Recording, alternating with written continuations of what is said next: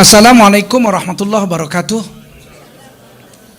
Alhamdulillah wassalatu wassalam ala rasulillah. Allahumma sholli ala Sayyidina Muhammad wa ala ali Sayyidina Muhammad. Bapak ibu sekalian, Allah memberi kita hati. Hati ini ada dua jenis. Hati yang bisa dilihat dengan mata, yang orang Indonesia menyebutnya lever. Kalau itu sakit, penyakitnya namanya hepatitis.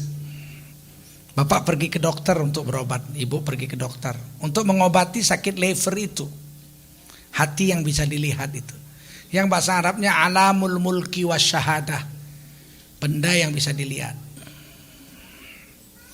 Tetapi ada hati satu lagi yang disebut latifah rabbaniyah ruhaniyah. Imam Ghazali membaginya dua. Latifah rabbaniyah ruhaniyah itu adalah hati yang terbuat dari nur, dari cahaya yang Allah letakkan di dada manusia sebelah kiri, dan bentuknya hanya sebesar telur burung merpati saja. Hati itu, di dalam hati itulah Allah letakkan akal. Jadi bedanya kita dengan orang barat, dia akan mengatakan akal, mind is in brain.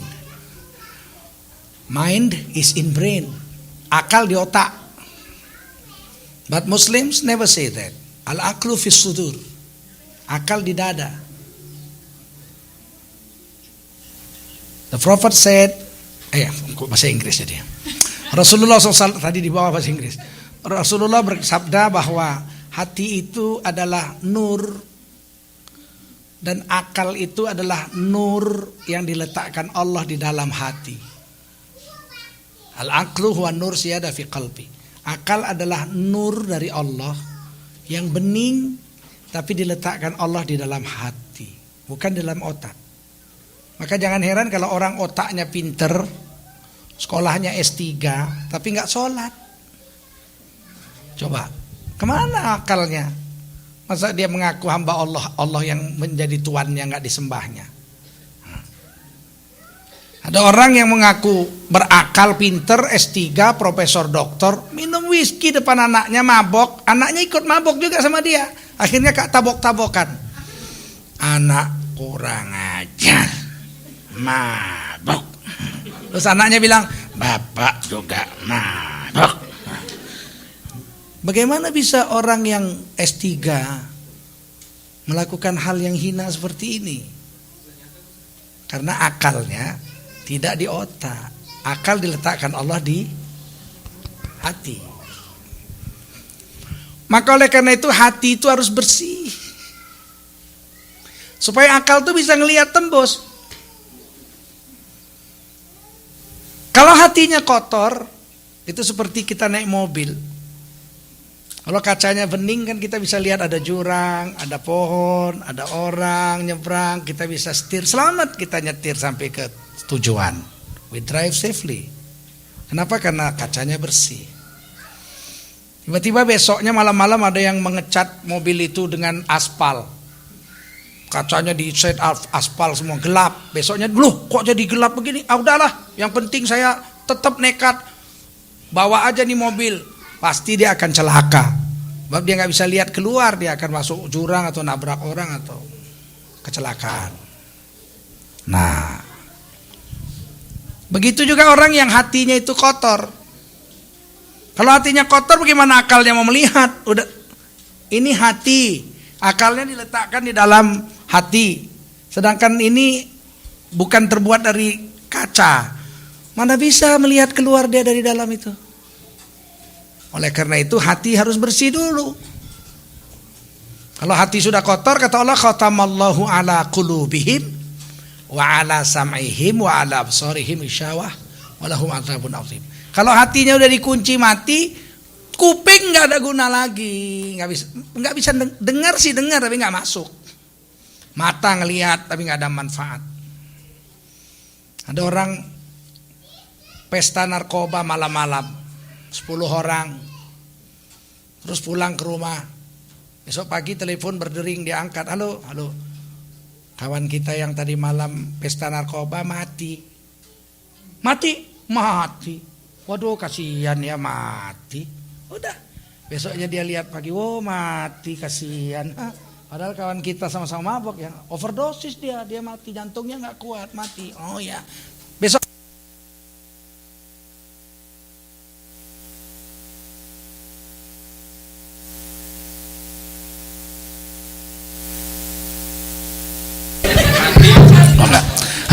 Tidak ada pelajaran dari matanya, tidak ada pelajaran dari telinganya.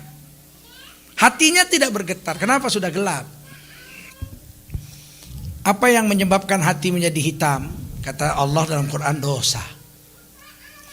Kalla bal rona ala qulubihim ma kanu yaksibun. Sekali-kali jangan begitu. Sesungguhnya telah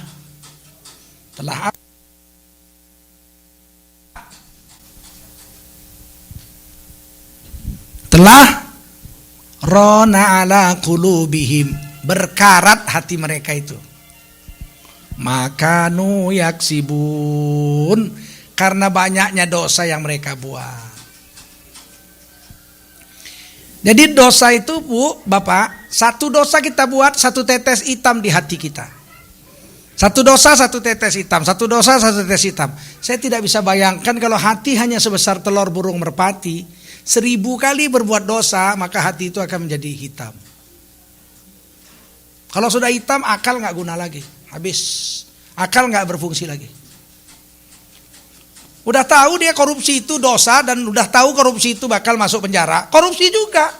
Akhirnya rumahnya yang besar itu, AC-nya ada, semua ada, nggak bisa dia tinggali. Dia tinggalnya di rumah kecil 4 kali 3 meter, jendela semua dari besi, KPK. Kemana akalnya itu? Nggak dipakainya karena sudah gelap. Oleh karena itu jaga hati ini daripada dosa. Kalau terlanjur berbuat dosa dikasih stepnya. Kata bahasa SD kan ada stepnya. Erasernya ada. Tup berdosa 1. One sin. Tup black. Step. Kata Allah.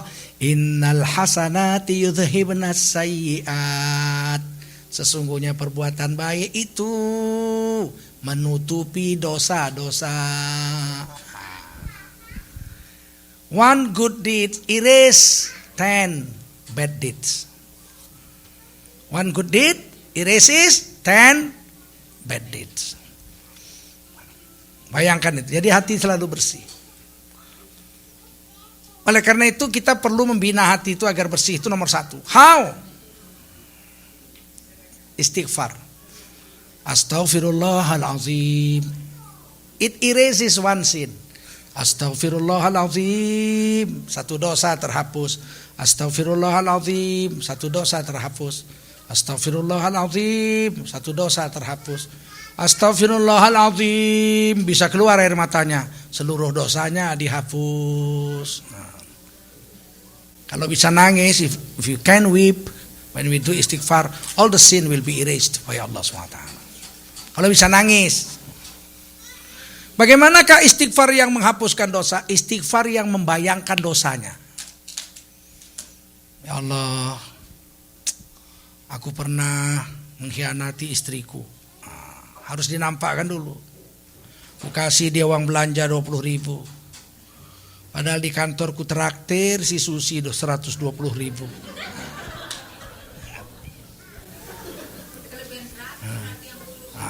Udah astagfirullahaladzim, hapus 1 dosa, begitu. Ya memang begitu. 1 istighfar menghapuskan 1 dosa. Tapi kalau astagfirullahaladzimnya bisa mengeluarkan air mata, seluruh dosanya diampuni Allah SWT.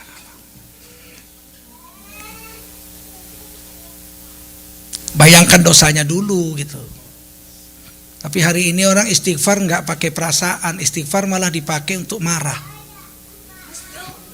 Oh, marah pakai istighfar. Ayam orang datang ke halamannya buang air besar, cret, astagfirullahaladzim. Ayam orang ini kalau kemari mesti kecirit begini nih, astagfirullah. Nah, kalau astagfirullah begitu nggak ada pahala apa-apa, nggak menghapus dosa apa-apa. Karena tidak keluar dari hati yang menyesal. Sebab dosa itu dihapus dengan menyesal. Jadi kalau hati itu terang, itu akal itu bisa melihat keluar dengan bagus. Matanya, telinganya, perasaannya. Semakin terang hatinya makin tembus. Kata Rasul dalam hadis Sahih Ahmad, laula anna syayatina yahumuna ala qulubi bani Adam lanadharu ila malakutis sama. Kalaulah tidak karena hati anak Adam ini ditutupi setan, pasti dia bisa melihat alam malaikat. Malaikat di langit dia bisa lihat lagi tawaf, lagi zikir bisa lihat. Kenapa kita nggak bisa lihat? Karena hati kita kotor ditutupi setan. Maka wali-wali itu kadang-kadang dia bisa lihat sesuatu yang orang lain nggak bisa lihat. Karena hatinya bersih. Sesungguhnya mata manusia itu ada 3. Berapa? Bukan yang ini, salah satu. Ada 3 macam. Satu yang ini. Mata yang ini. Ini berhubungan dengan hati kan. Kalau hatinya gelap ini nggak ada guna. Ada orang jualan rokok di pinggir jalan. Matanya melek, bagus ngelihat. Lewat kawannya Mahmud namanya. Assalamualaikum kata Mahmud. Waalaikumsalam. Salat dulu. Oh iya bentar, duluan Pak Mahmud duluan. Zuhur. Asar lewat lagi Mahmud. Assalamualaikum. Waalaikumsalam. Salat asar. Oh iya duluan. Maghrib lagi Mahmud lewat. Assalamualaikum. Waalaikumsalam. Maghrib Pak. Oh iya duluan. 10 tahun. 10 tahun duluan aja. Matanya lihat. Apakah berpengaruh ke hatinya? Enggak. Malah Mahmud jadi jam. Jadi jam. Datang orang, Assalamualaikum Pak, Waalaikumsalam. Udah jam berapa Pak? Oh jam 12. Loh kok Bapak tahu belum lihat jam Bapak? Oh Mahmud baru lewat. Kalau Mahmud lewat itu jam 12, Zuhur. Adakah lewatnya Mahmud, Assalamualaikumnya Mahmud, mengajak dia ikut sholat berjemaah selama 10 tahun bermanfaat? Karena hatinya gelap, hitam, nggak tembus matanya ini. Ini baru bisa bermanfaat kalau ini bersih. Dan mata ini hanya terbatas. Kalau kita nggak boleh mengandalkan ini. Ini mata ini, apa yang ada di balik tembok itu kita nggak tahu. Ada apa di balik tembok? Nggak kelihatan. Sangat terbatas, very limited. Itu mata yang pertama. Ini berkenaan dengan ini. Yang kedua mata hati ada 2. Mata hati yang pertama itu dia bisa melihat sesuatu yang udah pernah dia lihat, meskipun dia tidak berada di tempat itu. Sekarang bapak-bapak bisa nggak bayangkan rumah bapak di Medan, di Jakarta, di Indonesia, bisa nggak? Bisa, karena memang udah pernah kita lihat. Kalau pakai mata hati yang itu Pak, kita bisa pulang dalam 2 menit. Saya bisa pulang 2 menit nih. Di sini pergi airport, terbang, turun Cengkareng, jalan tol, keluar Pisangan, Musti Ngurah Rai, belok kanan, Raden Inten, putar balik, sampai saya ke rumah saya 2 menit. Dan nampak terang. Kenapa saya pakai mata hati saya yang itu, yang satu. Nggak pakai mata ini, kalau mata ini mana bisa? Nggak bisa. Oke? Tapi mata hati yang itu baru bisa dipakai kalau kita pernah lihat. Ada satu lagi mata hati yang kedua, itu nggak perlu lihat, bisa lihat. Kalau itu terbuka, ya ada kebakaran di Mekah, ya Allah 2 toko terbakar, subhanallah. Untung segera dipadamkan, datang ambulan mobil kebakaran. Dia bisa lihat, orang lain nggak bisa lihat. Ini dia dapat mampu membuka mata hati yang kedua, dan ini anugerah Allah SWT. Kata Nabi dalam hadis sahih, ittaqu firasatal mu'min. Fa innahu yanzuru binurillahi ta'ala. Hati-hatilah kamu dengan perasaan seorang laki-laki yang beriman, seorang manusia beriman. Karena mereka melihat bukan dengan mata ini, tapi melihat dengan mata yang ini. Binurillahi ta'ala, dengan nur dari Allah subhanahu wa ta'ala. Nah, makanya hati itu harus selalu dibersihkan supaya sensitif dia. Terasa gitu. Ya Allah, kesiangan, sholat subuh terlambat, matahari udah terbit, nangis dia. Apa aja sih sholat tidur sampai 6 jam aja kok masih kurang gitu. Padahal sholat subuh cuma 3 menit. Nangis dia. Kenapa? Hatinya peka. Ada orang yang gak nangis dia. Setiap hari kesiangan gak pernah sholat. Tenang-tenang aja dia. Kenapa? Hatinya sudah gelap. Sudah beku. Nah, kata Nabi, jumudul ain min qaswatil qalbi. Hati menjadi beku. Ya. Menyebabkan air mata tidak mau keluar. Jumudul ain min qaswatil qalbi. Jumudul aini min qaswatil qalbi. Kalau hati keras, maka air mata tidak mau mengalir. Istighfar nggak nangis, zikir nggak nangis, tobat nggak nangis. Bapaknya mati nggak nangis, dia lihat mati bapak, udah tua biasalah, nggak ada nangis. Istrinya mati malah senyum dia. Akhirnya bisa ganti lagi. Beku, hati keras.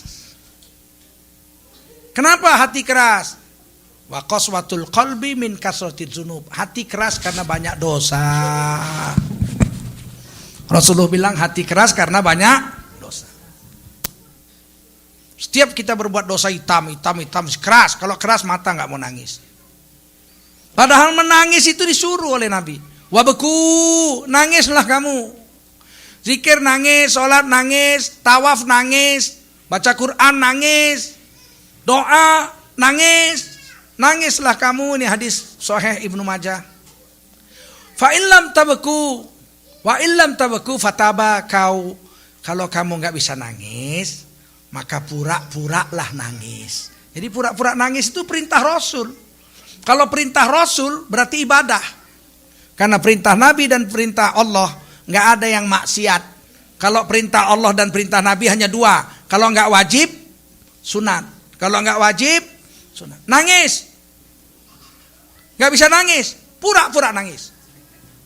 Bayangkan, pura-pura nangis pun beribadah karena disuruh Nabi. Syukur-syukur bisa nangis betul. Astagfirullahaladzim, hapus dosanya. Nggak bisa, pura-pura nangis. Astagfirullah ya Allah. Astagfirullah. Pura-pura nangis itu ibadah, perintah Allah kok bagaimana? Perintah Rasul kok bagaimana sih? Tapi hari ini kita kan kadang-kadang jarang ngaji. Sentimen pula itu istilahnya. Udah jarang ngaji menghina orang. Lihat orang zikir rame-rame nangis, astagfirullahaladzim. Dia bilang apa? Sesat. Loh kok sesat Pak? Nangis pura-pura, sesat. Zikir nangis itu sesat. Mana ada orang zikir nangis sesat? Doa orang, ya Allah ampunkan kami nangis, sesat. Mana ada orang berdoa nangis sesat? Yang sesat tuh yang berdoa ketawa. Ampunkan dosaku ya Allah. Kalau engkau nggak ampunkan dosaku masuk neraka dong. Nah, itu baru sesat. Kalau orang istighfar nangis kan bagus kan? Astagfirullahaladzim. Yang gila tuh kalau istighfar nangis, apa ketawa kan? Astagfirullahaladzim. Astagfirullahaladzim. Nah, itu baru dibawa ke rumah sakit. Di listrik otaknya. Mata nggak mau nangis, hati keras. Hati keras karena banyak dosa. Wa kasratu dzunub min nisyanil maut. Orang berani berbuat banyak dosa karena lupa mati. Dipikirnya umurnya bakal hidup 1000 tahun. Sehingga umur udah 80 masih joget rock and roll. Udah 80 tahun masih baby would you like me baby. 80 tahun. Orang udah mau mati kok. Udah nenek-nenek umur 65 masih pakai rok mini. Astagfirullah, kucing aja udah nggak selera. Iya, ketemu kucing buang muka. Kucing buang muka. Kenapa dia berani? Udah tua begitu umur 65 masih pakai rok sepan, rok mini. Dia lupa mati. Lupa dia bakal mati, lupa. Orang lupa mati berani berbuat banyak dosa. Banyak dosa dibuat hati keras. Hati keras mata gak mau nangis. Wa nisyanul maut min tulil amal. Orang lupa mati karena cita-cita terlalu panjang. Saya mau punya rumah satu nih. Kalau saya bekerja lebih keras, nanti 5 tahun lagi saya akan punya rumah 2. Setelah punya rumah 2, maka saya akan nikah lagi. Karena rumah satu jadi nganggur. Maka kalau 2 rumah, maka saya bekerja lagi lebih keras. 5 tahun kemudian saya dapat rumah 3. Dan saya akan mana mati. Lupa mati karena angan-angan panjang. Saya kalau punya istri 1 nggak sedep. Kalau punya 2 pasti lebih senang. Apa pula? Yang paling nikmat tuh punya istri 1. Tahu Bapak istri 1? Tahu? Nikmat. Karena kalau kita janji jam 5 pulang, kita jam 5 nggak pulang, masuk SMS titit dari istri. Di situ tertulis Kopassus. Orang sekarang, suami sekarang nulis nama istrinya Kopassus. Dari Kopassus. Baca mak, untung gak Densus. Begitu dilihat tuh, woi Kopassus. Apa SMS-nya? Yang kan janji jam 6 pulang. Udah jam 7:30 kok belum pulang. Apa macet ya jalan, traffic jam. Mogok mobilnya. Hati-hati, makan malam. Nanti emahnya kumat. Love you baby. Wah, hebat.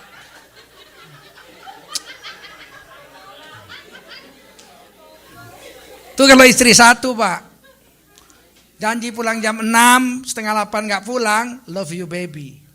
Coba istri 2, janji jam 6 pulang, 7:30 gak pulang, masuk SMS, titit, bangsat lu. Pasti lu lagi nyangkut di bini yang sono. Sampai dunia kiamat gak gua izinin. Ini giliran gua.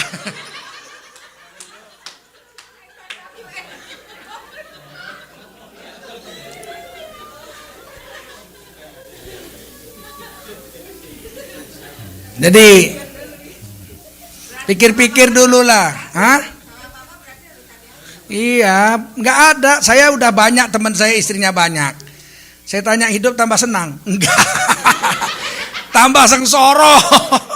Waduh, kasihan. Kalau udah punya 1 yang bagus, udahlah. Saya itu beruntung punya istri bagus. Saya tanya kawan-kawan saya yang istrinya 4, Kiai, istri 4 kan? Oh, Masya Allah. Pernah nggak dibentak sama istri? Sering katanya. Buat apa 4? Saya 1 istri nggak pernah dibentak istri.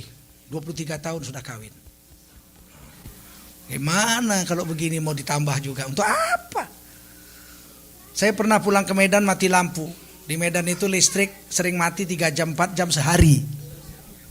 Jadi saya nggak bisa tidur. Dulu di Medan saya kalau tidur siang pakai selimut. Dulu. Sekarang kan saya udah biasa di Jakarta pakai AC, nggak bisa tidur. Saya bilang udahlah, yang kita ke hotel aja lah. Saya bilang nggak bisa tidur siang, habis sholat zuhur panas, kipas angin nggak bisa hidup, AC nggak bisa hidup, mati lampu. Kata istri saya, janganlah bang, sayang kita pergi nanti tamu pun mau datang habis asar. Udahlah, abang tidur aja dikipasi. Masya Allah.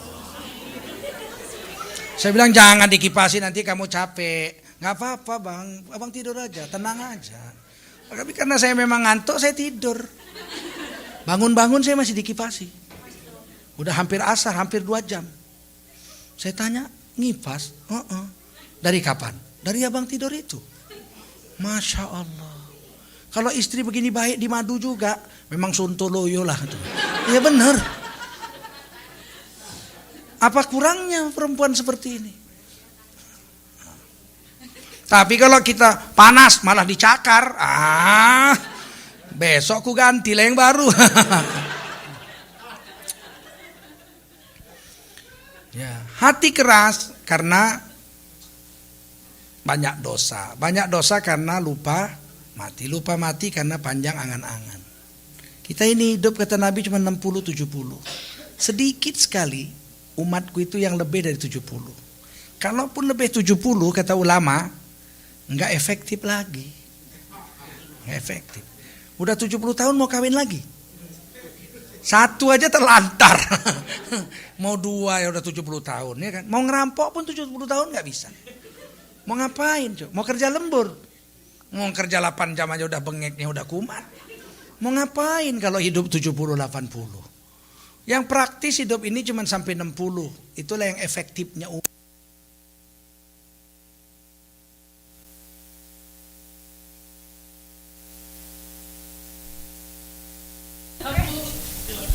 Baik. Oleh karena itu, seumur-umur kita ini udahlah, persiapan apa lagi? Mau cari duit lagi pun sudah, gas sudah habis. Saya kan gitu, ada kawan saya nawari, Pak Ustadz kawinilah saya katanya. Bilang tuh apa? Kan boleh Islam kawin dua. Boleh. Tapi setiap yang boleh kan tidak mesti dibuat. Setiap yang boleh tidak mesti dibuat. Air sawah boleh diminum nggak? Boleh. Kan bersih air sawah. Boleh. Boleh diminum air sawah. Tapi bukan berarti mentang-mentang boleh terus mertua datang disendokkan air sawah ya kan? Mertua pun bingung kok ada jentik-jentiknya ya. Air sawah. Jadi setiap yang boleh tidak mesti dibuat. Paham? Saya bilang nggak usah lah saya nikah lagi. Saya berpikir sekarang saya kan 51. Kalau saya nikah lagi umur 56, 57, nanti saya bawa anak kecil ke sekolah pakai celana merah. Daftar SD, celana merah. Terus gurunya nanya, cucu yang keberapa Pak? Oh, gondolmu. Ini anakku. Gurunya gini. Aduh sakitnya itu. Ya tahu diri lah kita, tahu diri. Sebab nanti puas-puasan itu bukan di dunia. Siapa yang mau memuaskan diri di dunia dia akan kecewa. Puas itu di akhirat. Di dunia gak bisa puas. Dunia ini ala kadarnya aja. Nafsu menipu aja. Padahal 4 istri pun gak bisa digilir satu hari 4 kali. Bisa pagi sini, siang situ, malam situ, tengah malam sana bisa. Biar minum kuku binwate L 2 liter gak bisa. Karena memang badan kita gak kuat. Kepuasan tuh di surga. Di surga tuh makan aja 1000 tahun gak berhenti-berhenti bisa. Tidur aja 1000 tahun gak berhenti-berhenti bisa. Kalau di surga apa aja. Ya, apa saja yang dimintanya diberi oleh Allah SWT. Kalau di dunia ini beginilah. Ngapain panjang angan-angan? Udah punya istri, udah punya anak, udah punya rumah, udah punya pekerjaan. Udahlah, alhamdulillah. Cukupkan aja, siap-siap 60 mati udah selesai. Generasi berikutnya lah menikmati dunia ini, bukan generasi kita lagi.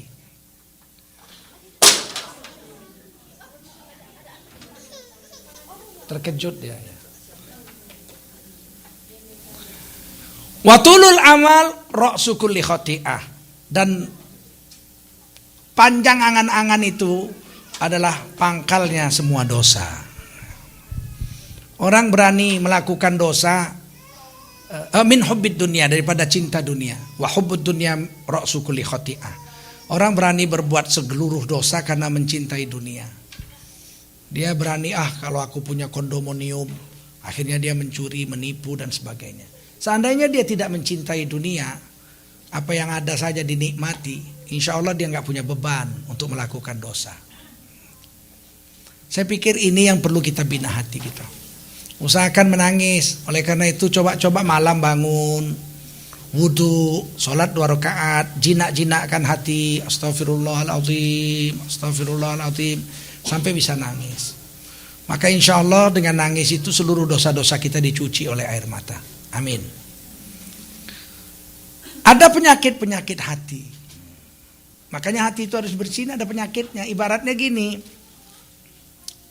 Kalau kita punya panci, kita pakai masak. Kan ada penyakit-penyakitnya, hitam, jamur, macam-macam ya. Itu kan harus dirawat, itu harus dibersihkan. Kalau enggak kan panci kita jorok. Kalau kotor kan jijik kita. Begitu juga hati. Hati ini ada penyakitnya. Ada yang pertama penyakitnya iri. Hati, iri dengki, hasad. Orang Betawi bilang sirik.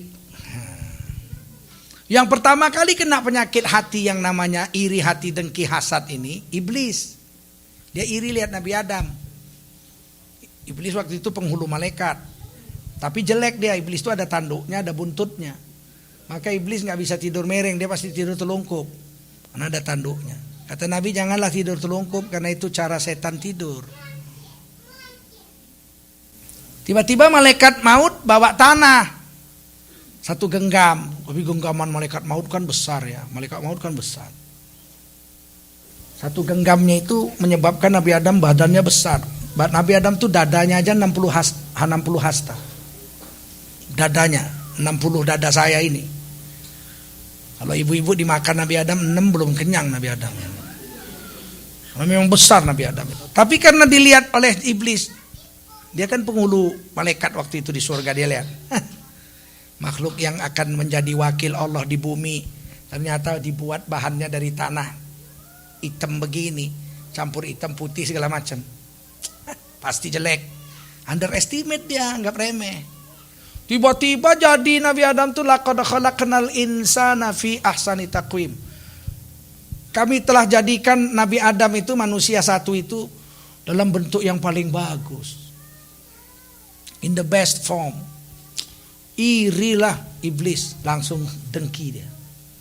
Dengki itu adalah benci dengan kebaikan yang diterima orang. Dia kepingin kebaikan yang ada sama orang itu hilang dari orang itu dengki. Dengki. Kapan ini orang gak kuhancurkan? Nah, timbul kebencian. Nabi Adam tuh cantik sekali, warna kulitnya merah jambu, Pak. Merah jambu. Hidungnya mancung, harum baunya, aduh, pokoknya ditanya, "Ya Rasul, siapa laki-laki terganteng di dunia?" Dalam Qisasul Anbiya, Nabi menjawab, Nabi Adam. Berapa gantengnya Adam alaihissalam? Separuh kegantengan yang ada di dunia dijadikan satu untuk Nabi Adam sendiri. Bayangkan ibu kalau jumpa pingsan lah. Orang lihat Arjuna, film Arjuna aja jelek begitu aja orang tergila-gila. Ya kan? Apalagi lihat Nabi Adam. Terus kata sahabat Nabi, "Ya Nabi, kami dengar Nabi Yusuf ganteng sekali." Nabi Yusuf gantengnya separuh Nabi Adam. Jadi berarti 1/4 kegantengan laki-laki sedunia jadiin satu untuk Nabi Yusuf. Tinggal 1/4. Tapi Nabi, kami sudah pergi ke Yaman, kami sudah pergi ke Irak, ke Syams. Kami udah keliling-keliling juga, nggak pernah kami lihat laki-laki seganteng Rasulullah. Siapa lebih ganteng, Nabi dengan Nabi Yusuf? Kata Nabi, aku dengan Yusuf seperti rembulan dan matahari. Seperti 1/4 untuk Nabi Yusuf, 1/4 untuk Nabi Muhammad, separuh untuk Nabi Adam. Habis Pak, sisa-sisanya kita.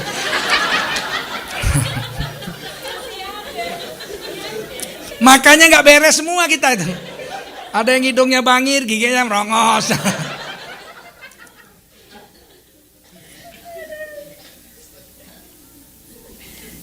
Iri hati, dengki iblis.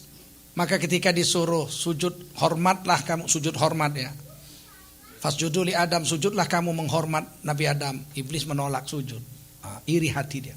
Aku lebih baik dari dia. Aku diciptakan dari api, dia diciptakan dari tanah. Wa kana minal kafirin, jadilah iblis makhluk yang kafir.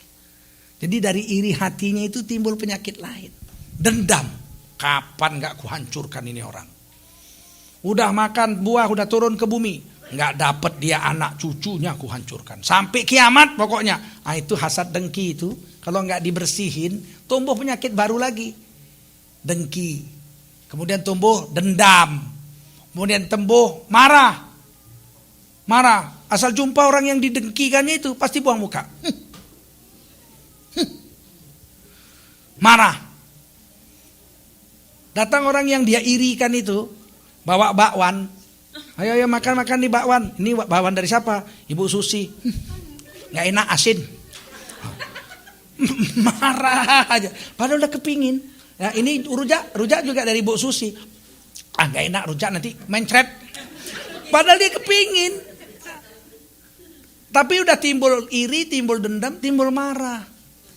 Orang yang sakit hati seperti ini, kalau nggak dibuang ini penyakit hatinya ini, fi qulubihim marad fazadahumullahu marada. Kalau di dalam hati mereka ada penyakit tidak dibersihin, tumbuh lagi penyakit-penyakit baru sebagai bonus tambahan. Dari dengki jadi dendam, dari dendam jadi marah, dari marah jadi stroke. Dari sakit-sakit hati jadi sakit fisik. Kalau orang yang iri, tetangganya beli mobil, dia nggak bisa tidur.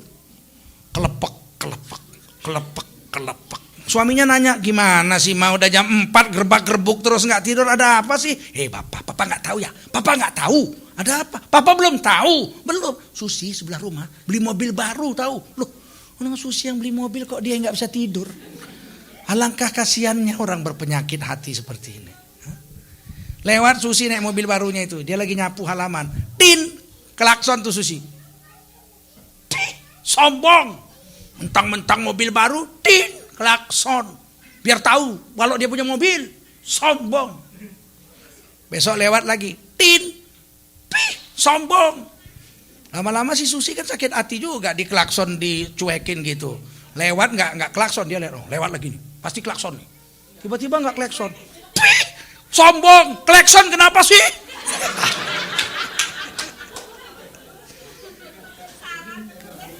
Apa orang kayak gini nggak perlu dikasihani? Coba.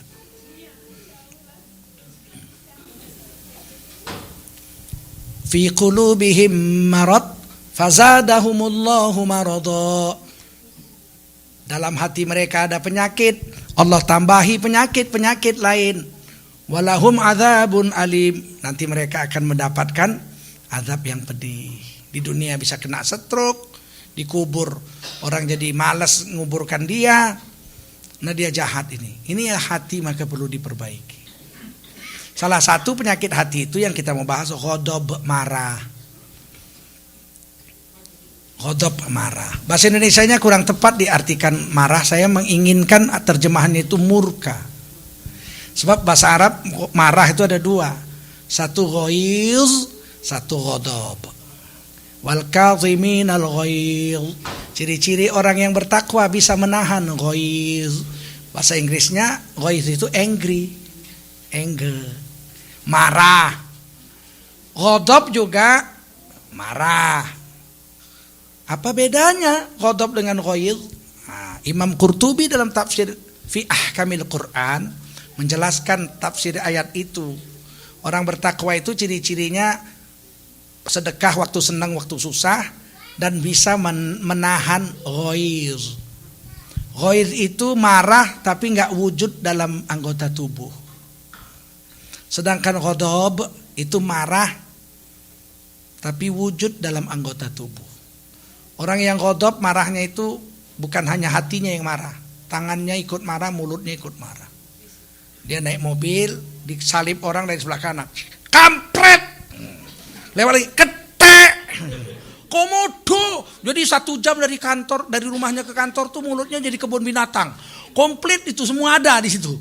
Nggak ada yang nggak ada. Berang-berang semua disebutin. Ini namanya ghadab. Orang beriman bukan disuruh menahan ghadab. Ghadab itu begitu. Marah dia, tangannya nabok.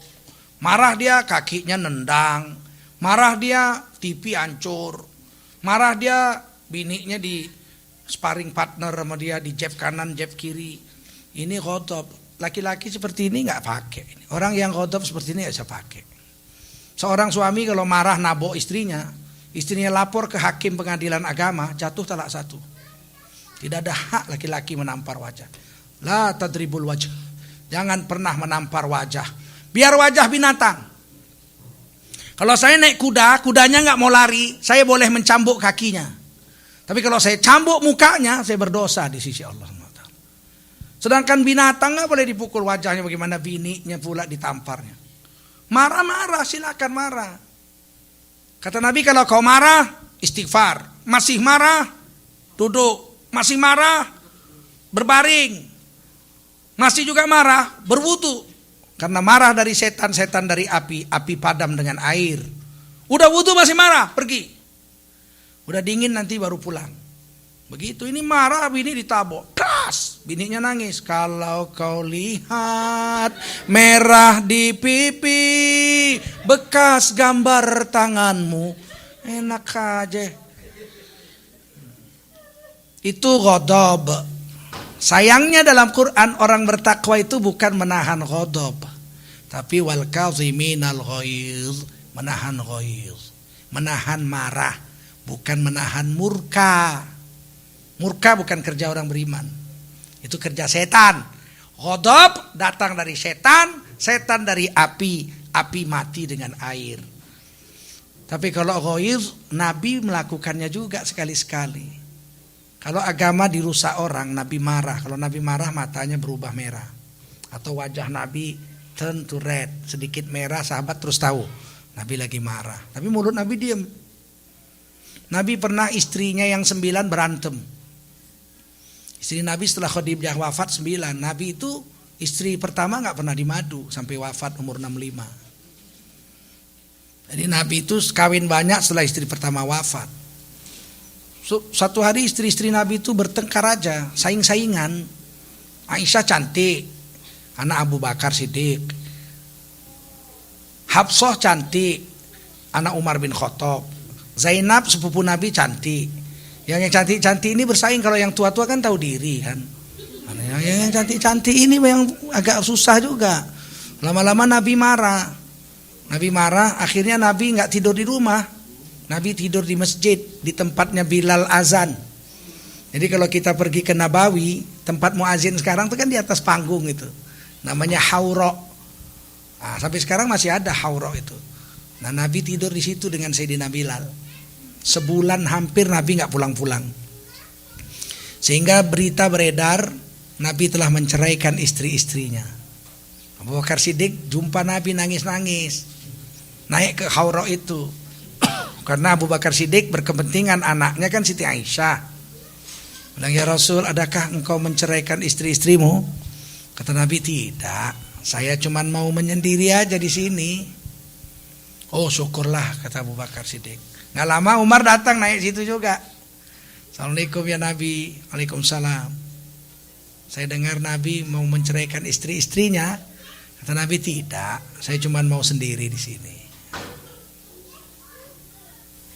Setelah Nabi hampir sebulan di situ, seluruh istri Nabi jadi damai. Nah, karena Nabi sebetulnya memang lagi marah, tapi marahnya Nabi begitu.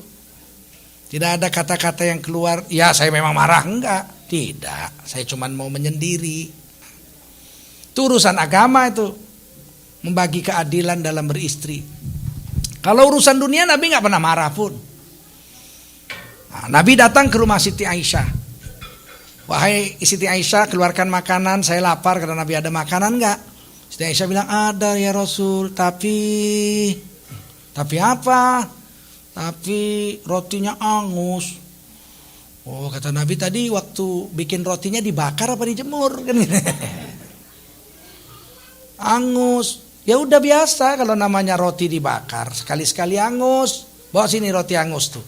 Dimakan sama Nabi. Ternyata makan roti angus enak juga, kata Nabi. Sedikit agak pahit kan, nah, enak. Nggak ada Nabi marah. Satu hari Siti Aisyah ditanya Nabi, ada makanan ya Rasul. Tapi kenapa? Tadi waktu menuangkan cukanya, tutupnya jebol. Cukanya kecemplung. Kata Nabi, bawa sini aja sayurnya. Maka Nabi enak juga sekali-sekali makan roti pakai cuka. Gak pernah Nabi marah kalau urusan dunia gitu. Ya, karena memang istri kan gak wajib masak, istri gak wajib mencuci. Gak ada kewajiban istri mencuci. Baru tahu kan? Ya gak wajib. Bapak jangan silap ya, mencuci baju bukan kewajiban istri. Masak bukan kewajiban istri. Kalau mereka mau, alhamdulillah. Tidak wajib, kecuali disuruh. Kalau disuruh wajib. Bukan wajib masaknya, wajib mentaati suruhannya itu.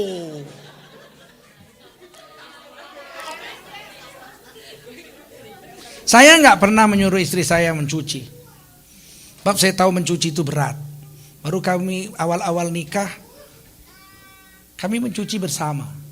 Jadi dia yang nyabunin, saya yang nimba air. Terus saya yang membilas, karena membilas itu paling berat. Terus saya jemur. Begitu saya dapat duit, yang nomor 1 saya beli mesin cuci. Ya, karena sunat memberikan pembantu rumah tangga kepada istri. Nah, pembantu rumah tangganya itu itulah mesin cuci. Terus ada duit lagi, saya beli blender. Kasihan dia giling cabai kan panas tangannya. Baru saya belikan dia rice cooker. Biar dia sambil baca Quran, nasinya udah bisa ditinggal. Dan terakhir sekali saya beli kulkas. Alhamdulillah sudah lengkap. Jadi istri saya tuh kalau saya mau pulang saya tinggal telepon. 15 menit lagi udah sampai nih dek. Wah dia pun masak lah, panas-panas itu. Masya Allah. Istri begini kok dimadu koplok, ya kan?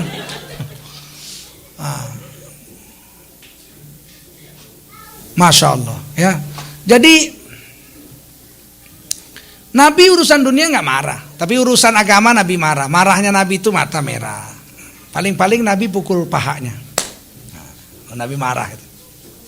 Satu hari Nabi datang ke rumah Fatimah radhiyallahu anha, anak Nabi alaihissalam. Ya anakku Ali, Fatimah bangunlah, sholat tahajudlah kamu malam-malam. Sidina Ali jawab, ya Rasul, kami ditidurkan Allah. Kalau Allah mau bangunkan kami kan kami bangun sholat tahajud. Dipukul Nabi pahanya. Memang manusia ini kalau dikasih tahu selalu menjawab. Paling marahnya Nabi begitu. Oleh karena itu kita harus menjaga, membedakan antara ghaidz dengan ghadab. Jadi kalau ghaidz saya ingin menerjemahkannya marah, tapi ghadab saya ingin menerjemahkannya murka. Orang Islam disuruh menjaga diri dari marah. Ghadab harus dibuang jauh-jauh dari Islam. Tidak boleh orang Islam marah. Apalagi sampai banting pintu, mukul meja dan sebagainya. Nah, ini yang perlu kita jaga. Habis waktu ya, saya mau ada tanya jawab dulu. Jam 4 sekarang. Asar jam berapa?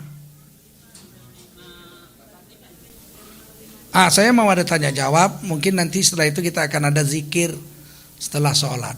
Terima kasih, silakan supaya jangan bosan kita tanya jawab dulu.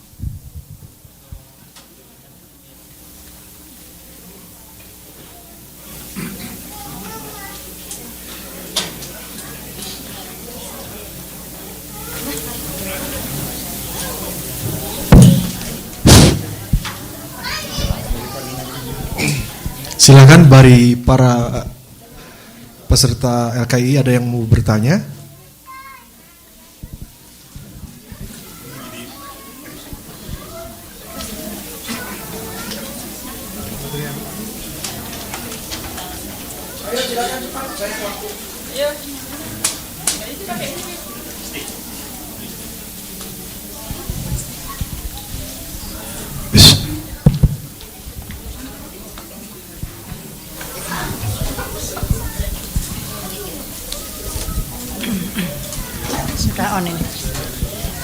Assalamualaikum warahmatullahi wabarakatuh. Yang ingin kami tanyakan Bapak Ustadz, apakah bedanya iblis dengan setan? Terima kasih. Assalamualaikum warahmatullahi wabarakatuh. Waalaikumsalam warahmatullahi wabarakatuh. Apa bedanya iblis, setan dengan jin? Jin adalah makhluk Allah yang lebih tua dari manusia, lebih dulu diciptakan dari manusia. Pernah jadi penguasa dunia sebelum Nabi Adam diturunkan. Jadi yang bunuh-membunuh itu jin. Yang kata Allah, ditanya sama malaikat. Waktu Allah bilang aku akan jadikan manusia sebagai khalifah di bumi. Allah bertanya, malaikat bertanya, ataj'alu fiha may yufsidu fiha wa yasfikud dima? Akankah kau jadikan ya Allah di dunia sana makhluk yang bunuh-membunuh, bertumpah darah, merusak alam semesta? Berarti udah pernah ada kan? Udah pernah ada dilihat malaikat. Siapa itu? Kata Imam Suyuti dalam tafsir Durrul Mansur, wahum banul jan. Mereka itu bangsa-bangsa jin. Ternyata jin itu jin laut, kalau jumpa jin darat perang. Jin gunung kalau jumpa jin lembah perang. Begitu. Jin itu asal jumpa dengan kelompok lain dia perang. Kecuali nanti belakangan kalau sama-sama Islam, baru dia mau damai. Kalau enggak dia selalu perang, bunuh-membunuh aja. Akhirnya dicabut kekuasaan dari jin, diganti penguasa dunia ini jadi manusia, khalifahnya bukan jin lagi. Cabut. Nah, itu tentang jin. Mungkin cerita Bratayuda itu cerita jin. Dikisahkan oleh jin kepada orang-orang yang bertapa di gua-gua itu cari inspirasi kan. Karena kan cobalah ceritanya bisa terbang. Mana ada orang bisa terbang? Yang bisa terbang udah jelas jin kan. Betara Kresna bisa terbang, Gatotkaca bisa terbang, ini kan udah jelas jin. Senjatanya juga dilepaskan nyari sasaran sendiri, kena gunung hancur. Ini jelaslah kekuatan jin. Wallahu a'lam tentang itu. Tapi yang jelas jin itu diciptakan dari api. Umurnya panjang sampai 5.000-an tahun. 4.000, 5.000 tahun. Mati setelah 5.000 tahun. Sebelum mati dia bungkuk. Ketika wajahnya menyentuh tanah, dia jadi baby lagi. Jadi jin matinya baby. Jadi kalau ketemu jin baby bisa dua, baru lahir atau memang sudah tua.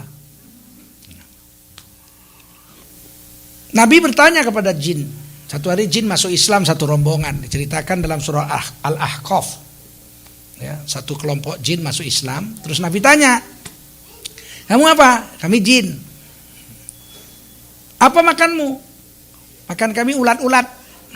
Ulat-ulat yang ada di tai-tai gitu ya, ulat. Dan kami makan daging. Daging itu tumbuh dari tulang. Jadi tulang yang dibuang manusia, tulangnya kami ambil, tumbuh daging baru untuk kami aja, untuk jin aja. Kata Nabi, mulai hari ini jangan makan ulat-ulat. Dan jangan makan daging kecuali yang tumbuh dari tulang yang dipotong, yang disembelih oleh orang Islam. Jadi kita itu tulang, makanya Nabi gak mau istinja dengan tulang. Satu hari Nabi buang air, dikasih untuk ceboknya dikasih batu. Biasanya dikasih batu, rupanya ini Anas bin Malik salah, kasih tulang. Kata Nabi gak boleh, ini makanan saudaramu, kelompok jin. Kalau udah ditaruh tai situ mana mau dia makan. Buang, jangan. Nah kalau mau tes ibu-ibu, kalau pas masak daging sapi, tulang-tulangnya kumpulin, masukkan peti, kunci digembok, simpan di satu kamar, matikan lampu gelap. Nanti bunyi-bunyi dia. Pesta dia pada makan. Berani nggak? Itu aja masalahnya.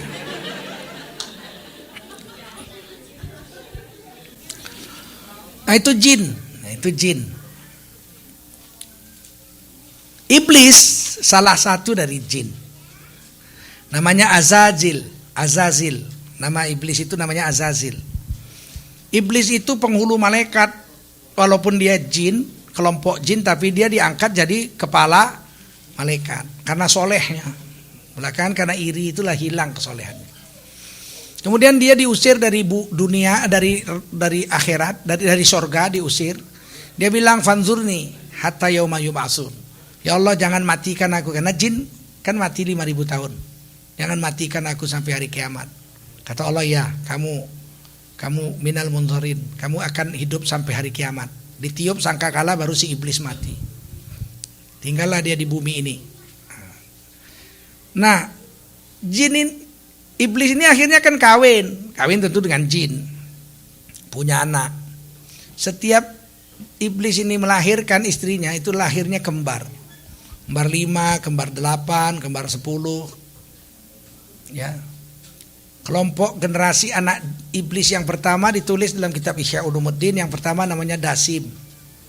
Dasim ini promotor tinju antara suami istri. Ya, kalau suami istri berantem, Dasim yang ayo mainkan, tampar aja istri kau tuh, mulutnya jahat itu, ayo tabok. Datang si istri, Dasim bilang sama istrinya, kau kalah, kau kan perempuan, siram aja pakai air panas. Itu kerja Dasim lah itu. Ada Akwar ini yang menggoda perempuan untuk selalu membuka auratnya, ditunjukkan sama laki-laki. Kalau laki-laki lihatnya sampai begini, dia bilang, baru kau tahu. Itu kerja Akwar. Dan menggoda laki-laki untuk selalu melihat aurat perempuan. Itu Akwar. Ada Wahan. Wahan itu yang menggoda orang untuk meninggalkan sholat. Jadi ini kembar pertama anak-anak iblis. Ya. Nah, iblis matinya nanti ketika sangkakala ditiup. Dan dia kekal dalam neraka. Iblis waktu di surga gak pernah kencing, gak pernah buang air besar. Waktu di surga, penduduk surga kan memang gak buang air besar, gak buang air kecil, cuma sendawa aja, gitu. Asal udah habis makan, udah, dan harum. Ketika iblis diusir dari surga, iblis jatuh ke bumi. Bayangkan Pak, tempat yang begitu harum surga, tiba-tiba jatuh ke bumi, kan bau sekali dunia ini. Saya tidak bisa bayangkan kalau kita tinggal di sebelah pabrik biskuit selama 5 tahun. Kemudian besoknya kita dipindah tugaskan di depan pabrik latex, pabrik karet. Bau tai itu, nggak bisa tidur itu. Bayangkan dari sebelah pabrik biskuit yang begitu harum, pindah ke pabrik karet. Aduh, nggak bisa tidur. Iblis dari sorga, tiba-tiba diturunkan ke dunia, mana bisa tidur. Begitu jatuh ke dunia dia stres, pingsan iblis. Ketika dia sadar, dia tahu bahwa dia udah di dunia yang busuk ini, jelek begini, terkencinglah iblis untuk pertama kalinya ke tanah. Terkencinglah iblis kali pertama ke tanah. Dari bekas kencingnya itu tumbuhlah sebatang pohon. Nah, pohon itulah yang bapak-bapak isap-isap jadi rokok itu. Pohon tembakau namanya. Nah, itu berasal dari kencing iblis. Nah. Ya, silakan rokok terus itu. Kalau orang merokok, setan barangkali udah, bos, nggak usah digoda lagi bos. Loh, kok nggak kamu goda dia? Dia CS kita bos. Kenapa? Kencing bos aja dia isep. Nggak perlu digoda lagi tuh. Dan saya baca bukunya di dalam kitab Kashful Asrar. Dalam kitab itu Kashful Asrar tidak ada hadis yang menceritakan itu. Itu kisah di dalam kitab itu. Tapi sekarang saya yakin kitab itu betul. Karena waktu penataran tentang rokok di IPB Bogor, ternyata satu-satunya daun yang mengandung amonia hanya daun tembakau. Daun tebu nggak ada amoniaknya, daun tak sawi nggak ada amoniaknya, daun kangkung nggak ada, daun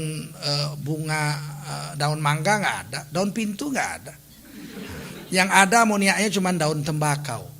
Amoniak sudah jelas dari kencing. Nah, isaplah terus. Syukur aku nggak ngerokok ya nggak. Nah ini iblis, jin dan iblis. Setan apa setan? Setan adalah kelompok jin yang kafir. Termasuk anak-anaknya iblis, anak-anak iblis disebut setan. Dan kelompok-kelompok jin yang mengkafiri Allah semuanya disebut setan. Kalau dia beriman disebut jin. Jadi jin ada yang beriman masuk Islam, ada yang masuk surga pun jin itu. Nah, tapi kalau dia jin yang kafir disebutlah dia setan. Dan setan terbagi dua. Ada kelompok jin, ada kelompok manusia. Minal jinnati wan nas. Ada kelompok manusia. Orang yang menggoda orang lain untuk jahat, pada saat itu dia jadi kelompok setan. Yuk, yuk, ada barang baru. Nah, dia ajak orang untuk melakukan dosa, itu setan dia waktu itu. Kalau dia tobat, barulah dia selamat daripada daftar kelompok setan itu. Yang paling berbahaya setan yang berbentuk manusia ini, karena dia bisa langsung ngajak kita berbuat jahat. Nah, ini tentang jin, setan, dan iblis. Mudah-mudahan bisa paham Ibu. Yang lain? Ya Bapak silakan. Waalaikumsalam.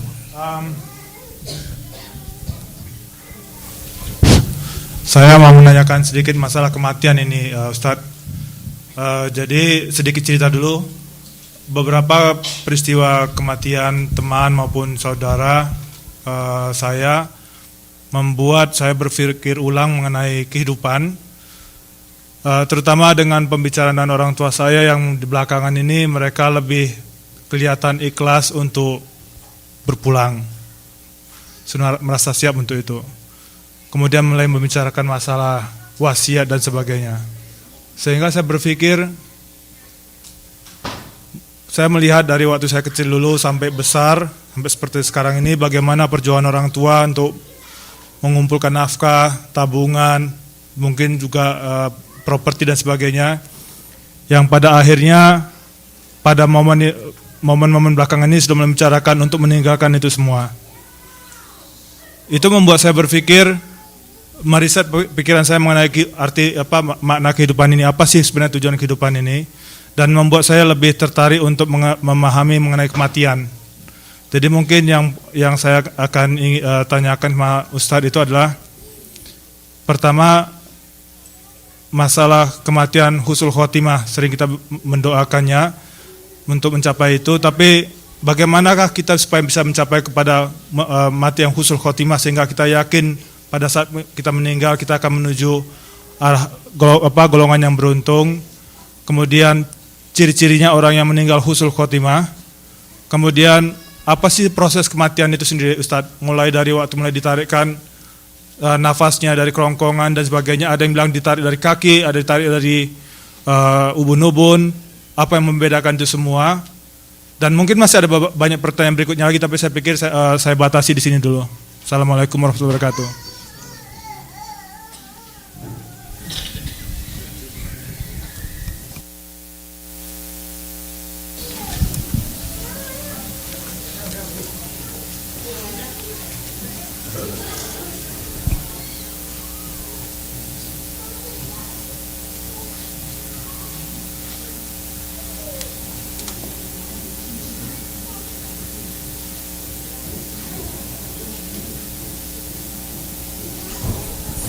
Baik,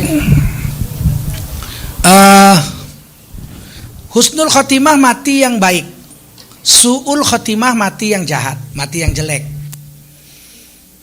Orang yang bertakwa kepada Allah SWT matinya husnul khotimah. Sedangkan orang yang jahat, orang yang fasik, apalagi orang yang kafir, matinya su'ul khotimah.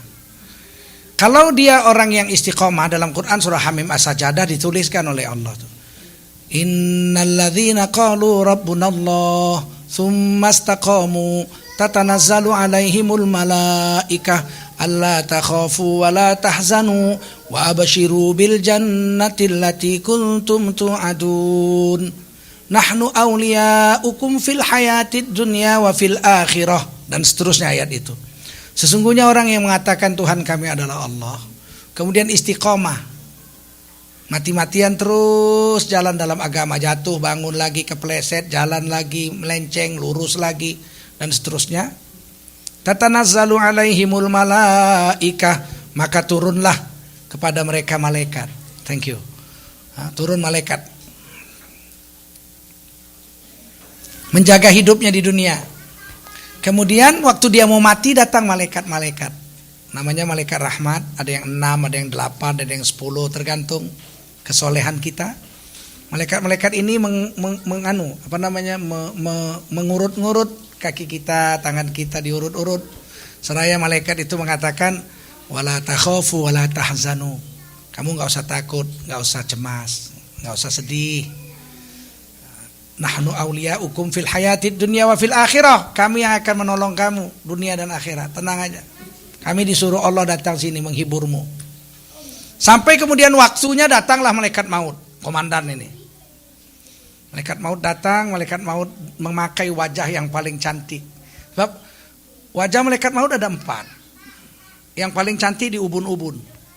Dan ini hanya dipakai untuk mencabut nyawa nabi-nabi dan rasul-rasul. Ini nabi, kalau menghadap nabi, malaikat maut itu menundukkan kepalanya. Pakai yang ini. Saking hormatnya. Kita pun kalau jumpa orang yang terhormat kan nggak berani pakai ini. Pakai ini, ya Pak, ya Bos, ya Bos, siap Bos, siap Pak Jokowi, siap Pak Jokowi. Pakai ini. Itu hanya Rasul dan Nabi yang pakai itu. Saya ingin kisahkan Nabi Ibrahim berkawan dengan malaikat maut. Malaikat maut sering datang jumpa Nabi Ibrahim, tentu dalam bentuk manusia. Lama-lama malaikat maut ini kan nggak pernah makan, nggak pernah minum.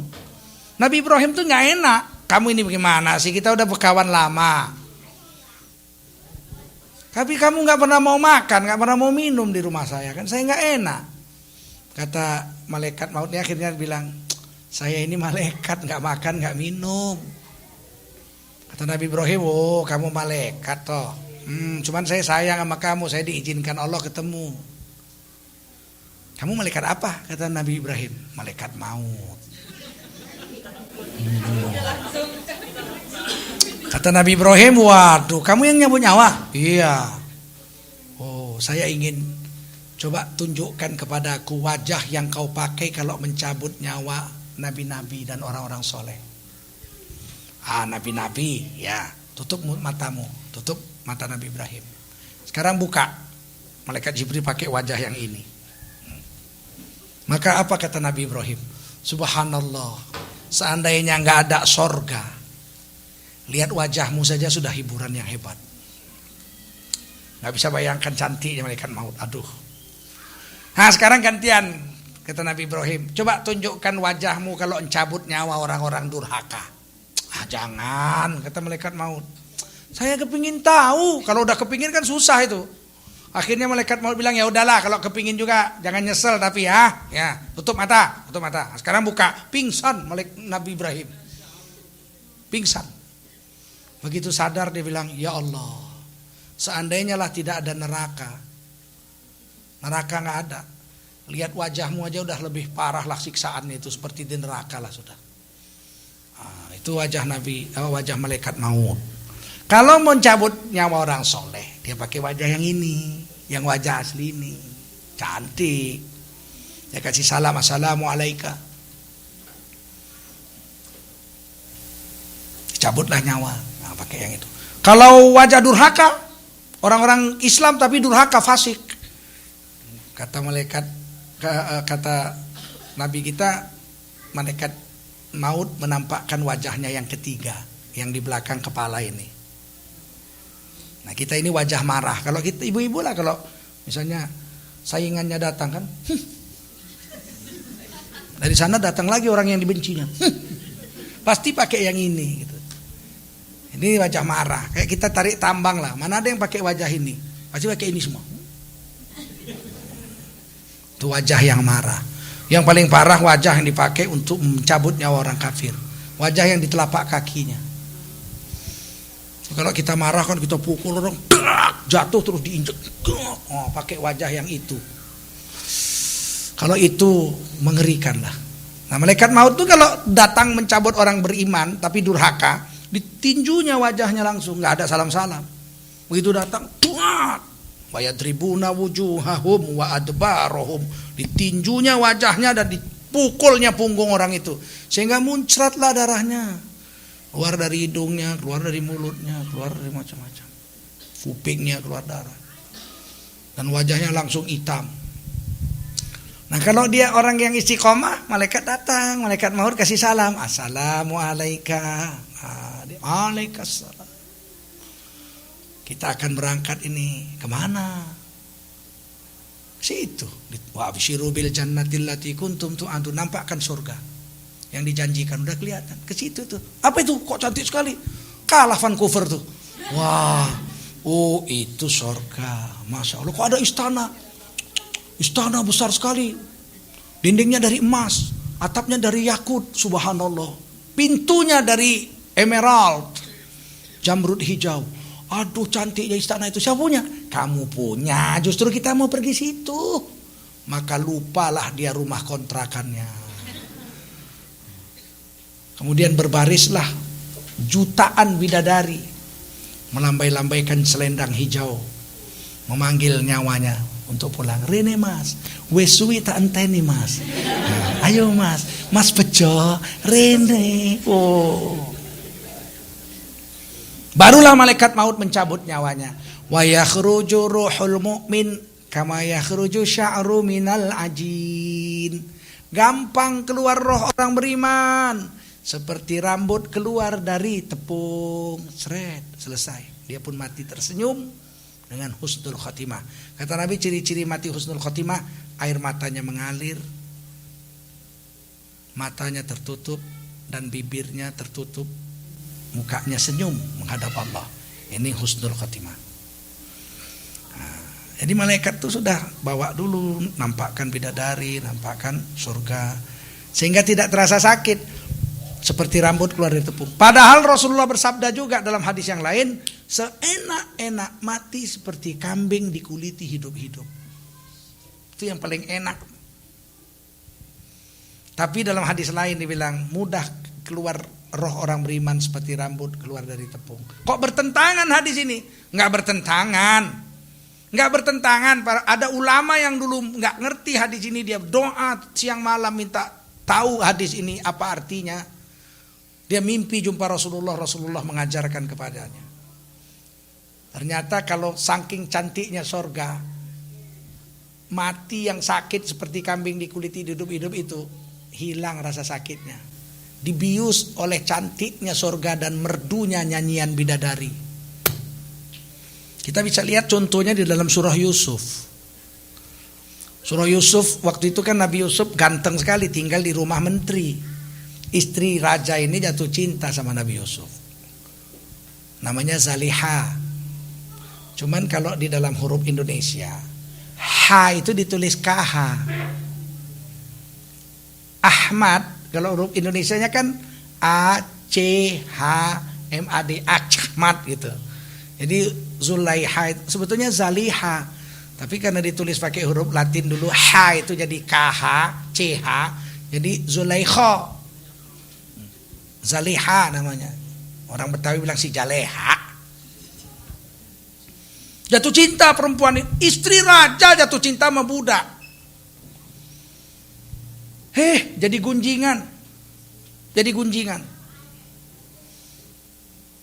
Perempuan-perempuan sekampung ceritain, apa tuh Jaleha? Cantik jelita, seleranya budak pembantu.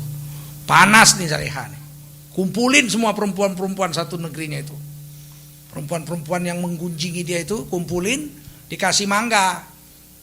Kasih pisau yang tajam, suruh kupas mangga. Sedang ngupas mangga kan basah tuh tangan tuh kena mangga tuh. Kata Jaleha sama Nabi Yusuf, ukhruj alaihin. Keluar, lewatin tuh perempuan-perempuan yang lagi ngupas buah itu. Falamma ra'ainahu akbarnahu. Ketika perempuan-perempuan itu melihat Nabi Yusuf lewat, mereka tercengang. Ini bukan manusia, ini malaikat. Wa qatta'na aydiyahun. Diputuskan diiris orang tuh tangan orang tuh. Cantiknya, gantengnya. Nggak terasa dia tangannya udah putus.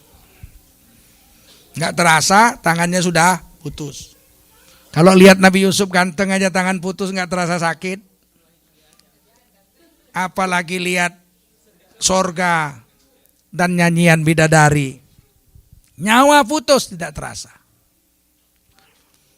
Itu yang disebut husnul khotimah. Kita maunya seperti itu gitu. Amin. Habis waktu. Kita break sejenak minum mungkin. Nanti kita akan lanjut. Atau sholat asar ya? Ya belum. Ya 5 menit break. Nanti kita akan sambung dengan session berikutnya. Ya makasih.